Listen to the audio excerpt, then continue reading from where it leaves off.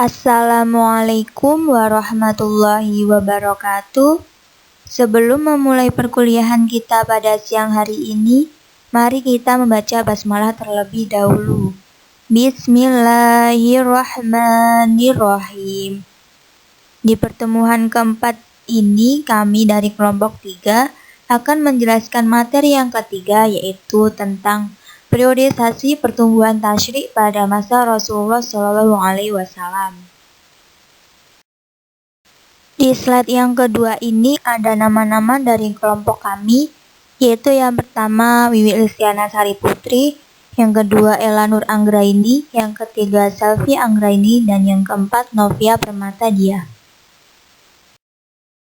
Lanjut ke slide yang ketiga, ada poin-poin dari pembahasan materi kami, yaitu yang pertama tasyrik pada periode Mekah, yang kedua tantangan dari kaum Quraisy, yang ketiga tasyrik pada periode Madinah, dan yang keempat ayat hukum dalam Al-Quran. Pada slide yang keempat terdapat pembahasan yang pertama, yaitu tentang tasyrik pada periode Mekah atau at-tasyrik al-Makki. Periode ini terhitung sejak diangkatnya baginda Rasulullah SAW sebagai Rasul sampai beliau hijrah ke Madinah. Periode ini berlangsung selama 13 tahun. Rasulullah diangkat menjadi Rasul setelah melalui proses yang panjang dan berliku. Beliau diangkat sebagai Rasulullah ketika malaikat Jibril mendatangi beliau di Gua Hira pada malam 17 bulan Ramadan.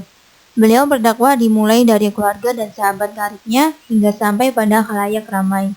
Perundang-undangan hukum Islam pada periode ini lebih fokus pada upaya mempersiapkan masyarakat agar dapat menerima hukum-hukum agama, membersihkan akidah untuk tidak menyembah berhala, dan menanamkan akhlak-akhlak mulia agar memudahkan jiwa untuk dapat menerima segala bentuk pelaksanaan syariat.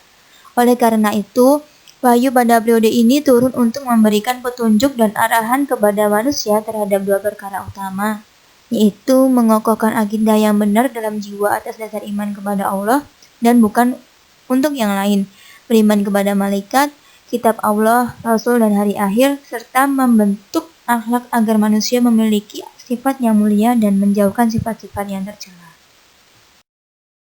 Di slide berikutnya ada pembahasan yang kedua, yaitu tantangan dari kaum Quraisy. Menurut Ahmad Syalabi, ada 5 faktor yang mendorong orang Quraisy menentang dakwah Rasulullah secara terang-terangan, yaitu yang pertama, persaingan pengaruh dan kekuasaan. Maksudnya, kaum Quraisy tidak dapat membedakan seruan Muhammad antara nubuwah dengan kerajaan. Mereka menganggap keduanya sama dan mengira bahwa memenuhi seruan Rasulullah berarti tunduk kepada kekuasaan Bani Abdul Muthalib. Yang kedua, persamaan derajat. Rasulullah mengajarkan persamaan derajat di antara umat manusia. Hal ini berlawanan dengan tradisi Arab jahiliyah yang membeda-bedakan derajat manusia berdasarkan kedudukan dan status sosial. Yang ketiga, takut dibangkitkan setelah mati. Gambaran tentang kebangkitan kembali setelah mati sebagaimana diajarkan oleh Islam sangat mengerikan di mata pemimpin-pemimpin Quraisy.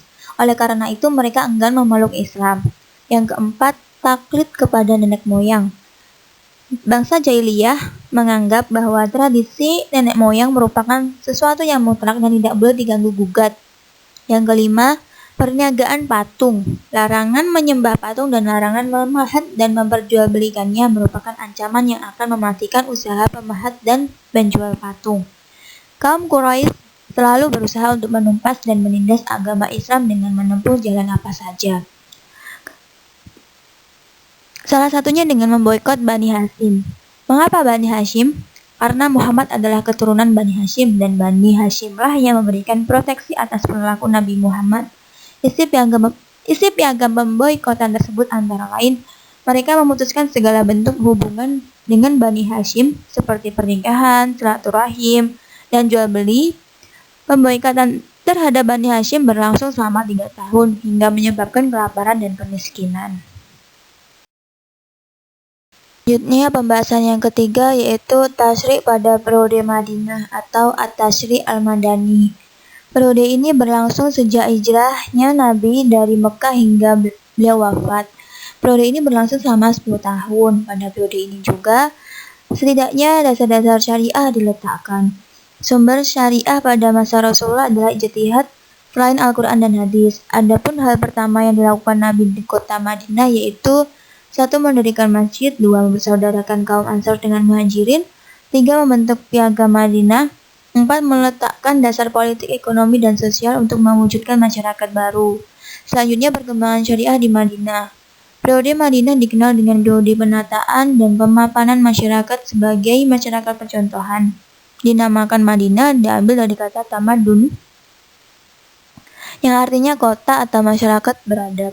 Pada periode ini diletakkan ajaran yang bernuansa hukum ayat Al-Quran. Pada periode ini juga membahas tentang masalah hukum seperti aturan-aturan formal yang terkait dengan sholat berjamaah, puasa, haji, dan sebagainya mulai diterapkan. Kemudian hukum-hukum terkait dengan beberapa larangan pidana dan perdata, aturan keuangan, dan sebagainya.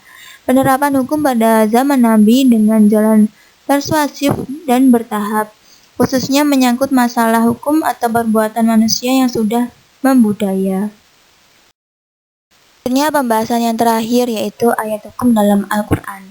Al-Quran adalah kitab Allah yang diturunkan kepada Nabi Muhammad SAW dalam bahasa Arab dan membacanya dinilai ibadah. Ayat-ayat Al-Quran yang berkenaan dengan hukum diturunkan secara bertahap untuk kemaslahatan individu dan masyarakat Islam.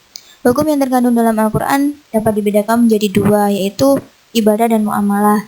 Sedangkan menurut Abdul Wahab Khalaf mengkategorikan ayat Al-Quran itu menjadi tiga, yaitu 1. Hukum keyakinan atau ahkam al-i'tiqadiyah, 2. Hukum akhlak atau ahkam al-khuluqiyah, 3. Hukum amaliyah atau ahkam al-amaliyah. Mungkin cukup sekian pembahasan dari kelompok kami. Apabila ada yang kurang paham bisa ditanyakan.